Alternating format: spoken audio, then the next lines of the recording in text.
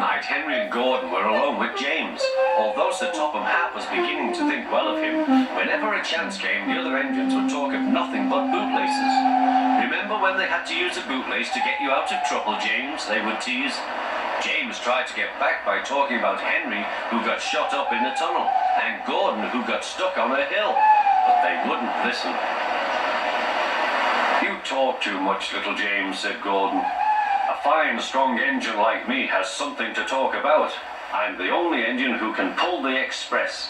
When I'm not there, they need two engines. Think of that. I've pulled expresses for years and have never once lost my way. I seem to know the right line by instinct. Every wise engine knows, of course, that the signalman sets the switches to make the engines run on the right tracks. But Gordon was so proud he had forgotten.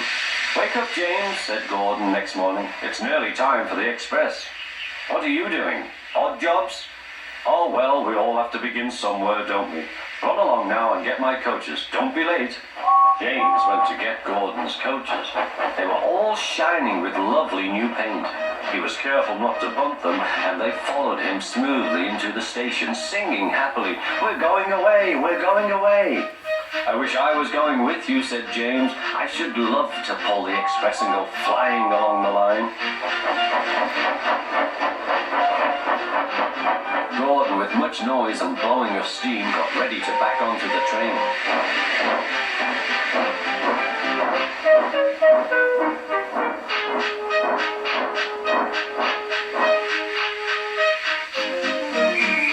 Sir Topham Hatt was on the train with other important people, and as soon as they heard the conductor's whistle, Gordon started.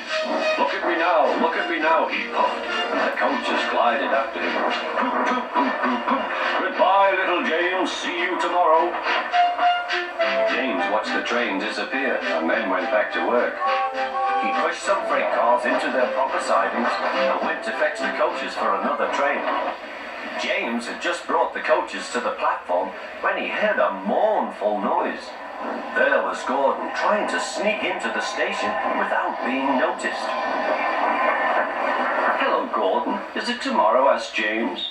Gordon didn't answer. He just let off steam feebly. Did you lose your way, Gordon? Said James.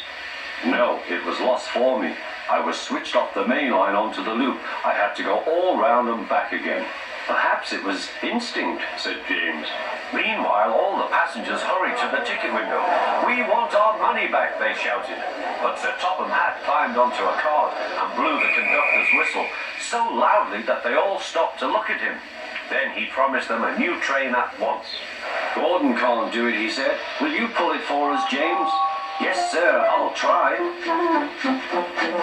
So James was coupled on and everyone got in. Do your best, James, said Sir Topham Hatt. Come along, puffed James. You're pulling as well, sang the coaches.